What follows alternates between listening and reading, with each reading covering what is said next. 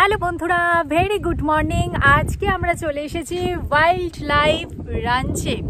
এতদিন আমরা যখন ইন্ডিয়াতে ছিলাম তখন মধ্যপ্রদেশে ফরেস্ট সাফারি করেছিলাম। সেখানে ছিল ফরেস্ট সাফারির যে সাফারি গাড়িতে করে, আর আজকে ইউএসএ টেক্সাসে স্যান অ্যান্টোনিওতে এসে আমরা নিজেদের গাড়িতে করে নিজেরা সেলফ গাইডেড ট্যুর করছি। এই দেখো, এইখান দিয়েই আমাদের গাড়িতে করে আমরা এই ফরেস্ট সাফারিটা করবো। এখানেতে কি কি দেখা যায় সবটাই শেয়ার করব তোমাদের সাথে। আর আজকে তো সুন্দর একটা শীতের সকাল, বেশ সুন্দর একটা রোদ উঠেছে আর আলো ঝলমলে লাগছে। চারিধারটা ভীষণ সুন্দর একটা রোদ ঝলমলে পরিবেশে আজকে আমরা চলে এসেছি ফরেস্ট সাফারি করতে। একটু আগে যদিও একটু বৃষ্টি হয়ে গিয়েছিল, আর এখন একটা মিঠে রোদে চারিধারে সবুজ প্রান্তর, আর এখানেতে চারিধারে প্রচুর ওয়াইল্ড অ্যানিমাল ঘুরে বেড়াচ্ছে। আর তাতে কিন্তু আমাদের সাফারিটা আরও সুন্দর হয়ে উঠেছে। কেমন আমাদের সাফারির অভিজ্ঞতাটা পুরোটাই শেয়ার করছি তোমাদের সাথে। পুরোটা জানতে হলে পুরো ভিডিওটা আমার সাথে থাকো। ভিডিওটা ভালো লাগলে লাইক করো, চ্যানেলটিকে সাবস্ক্রাইব করো। চলো, সাফারি করতে করতে আবার যেতে যেতে তোমাদের সাথে কথা হবে। আজকে আমাদের গন্তব্য natural bridge wild life ranch. সেই উদ্দেশ্যেই আমরা এখন যাত্রা শুরু করছি। আমাদের আসার সময়তে অল্প স্বল্প কিছু বৃষ্টিরও সাক্ষী আমরা রয়েছিলাম। সেই জন্যে আমাদের প্রথম থেকেই একটু একটু ভয় লাগছিল, কি জানি এখানকার বাসিন্দাদের সাথে কি আমাদের দেখা হবে। সেই রকমই আমরা যখন ভিতরে প্রবেশ করলাম তখন দেখলাম মেঘ কেটে আস্তে আস্তে হালকা রোদ উঠতে শুরু করেছে।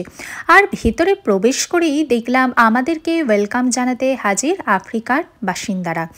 চলো তাহলে একে একে করে সবার সাথে তোমাদের পরিচয় করিয়ে দেয়া যাক।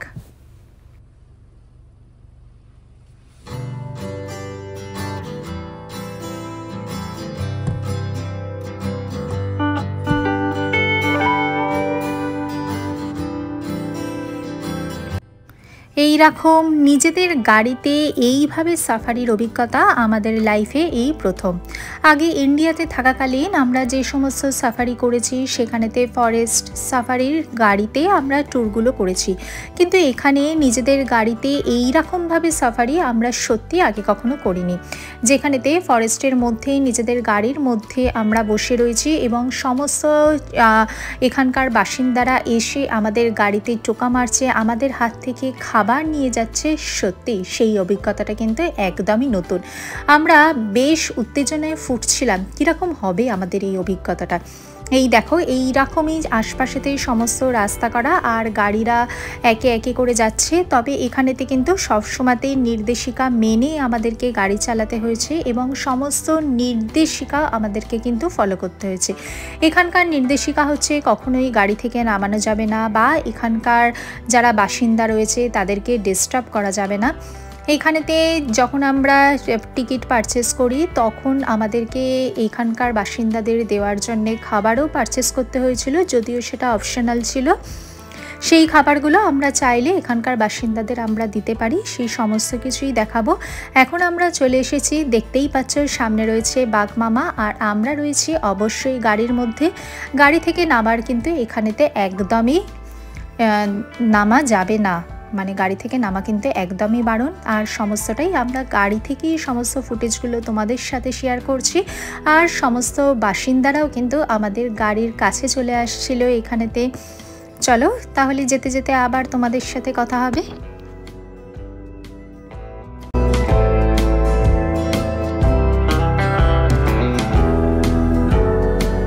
একটু আগেই যেটা বলছিলাম যে এখান থেকে তোমরা চাইলে এখানকার প্রাণীদের দেওয়ার জন্য কিছু খাবার কিনতে পারো। এইগুলো হচ্ছে সেই খাবার। আমরাও $3 দিয়ে এরকম একটি প্যাকেট পারচেস করেছিলাম। আর এই দেখো, এখানকার বাসিন্দারা কি সুন্দর আমাদের হাত থেকে এসে খাবার খাচ্ছে। যদিও প্রথম দিকে একটু ভয়ই করছিল, কি জানি এসে হাতটাতে না কামড়ে দিয়ে যায়, কিন্তু পরের দিকে দেখলাম কি যে এখানকার প্রাণীরা কিন্তু বেশ আমাদের হাত থেকে এসে এসে খাবার নিয়ে যাচ্ছে। এই দেখো, একটার পর একটা প্রাণী আমাদের গাড়ির একদম সামনে চলে আসছে। সত্যি এই অভিজ্ঞতাটা কিন্তু ভীষণই নতুন আর ভীষণই রোমাঞ্চকর একটা অনুভূতি। আমাদের দেশে আমরা এই রকম অভিজ্ঞতার সাক্ষী সত্যিই ছিলাম না। বেশ ভালো লাগছিল এখানেতে।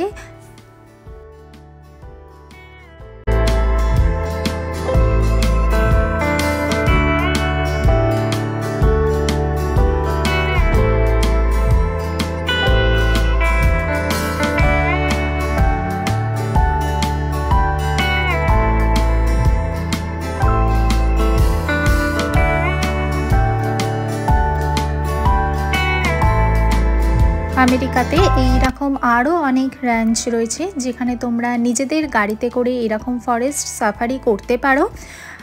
আমাদের হোল লাইফে এটাই আমাদের প্রথম র্যাঞ্চে কোনো সাফারি করলাম। আশা করি পরবর্তীকালে যতদিন আমেরিকাতে আছি এইরকম আরও নিত্য নতুন অভিজ্ঞতার সাক্ষী থাকবো আমরা, এবং সমস্ত অভিজ্ঞতাই শেয়ার করব তোমাদের সাথে আমার এই সিম্পলি আবান্তিকা চ্যানেলে।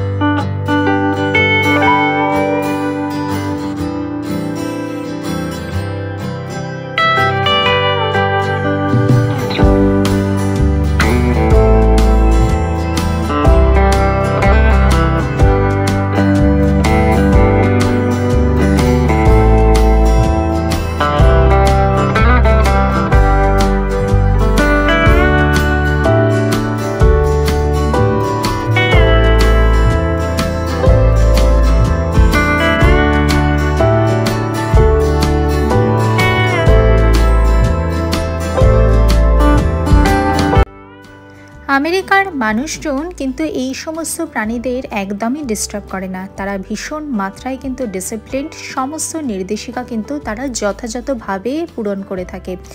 এটা আমাদের দেশে হলে কিন্তু অনেক সময়তে আমরা অনেক ধরনের খবর শুনতে পেতাম, হয়তো কোনো মানুষ এই সমস্ত প্রাণীদের ডিস্টার্ব করছে বা তাদেরকে কিছু ভুলভাল খাবার খেতে দিচ্ছে বা তাদেরকে বিভিন্নভাবে বিরক্ত করছে, যেটা আমেরিকার মতো দেশে যেটা প্রায় অসম্ভব।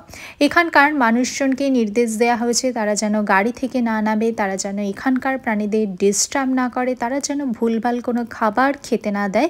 এখানকার মানুষজন কিন্তু সেই সমস্ত নিয়মকানুন যথাযথভাবে পূরণ করছে, সেটাই কিন্তু আমাদেরকে ভীষণ ভালো লেগেছিল।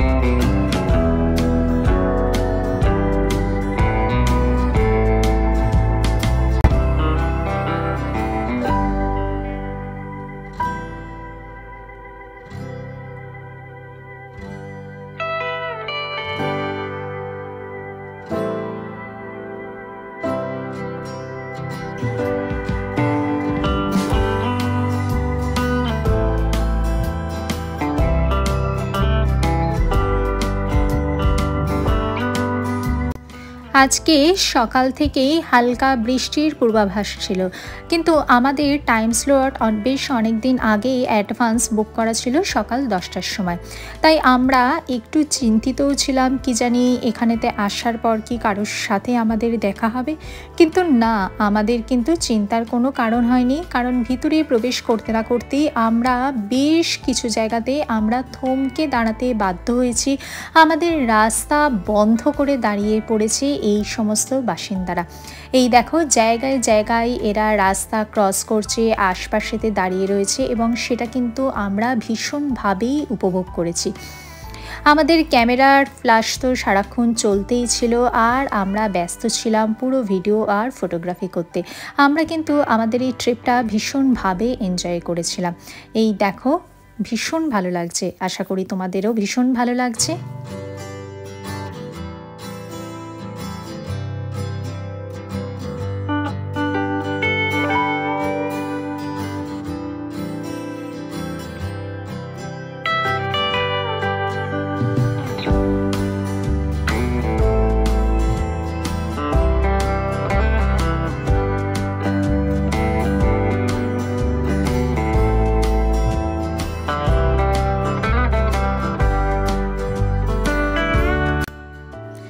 যদিও আমেরিকায় আসার পর এটাই আমাদের প্রথম self guided wild life safari. এই দেখো এখানেতে তাদের বিভিন্ন ইনস্ট্রাক্টরও দেখতে পাওয়া যাচ্ছে।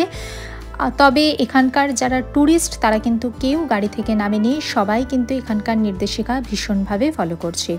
আমাদের এই রকম নানা রঙের অভিজ্ঞতার সাক্ষী থাকতে হলে আমাদের এই চ্যানেলটিকে সাবস্ক্রাইব করে নিও। দেখা হচ্ছে পরবর্তী ভিডিওতে। Bye bye.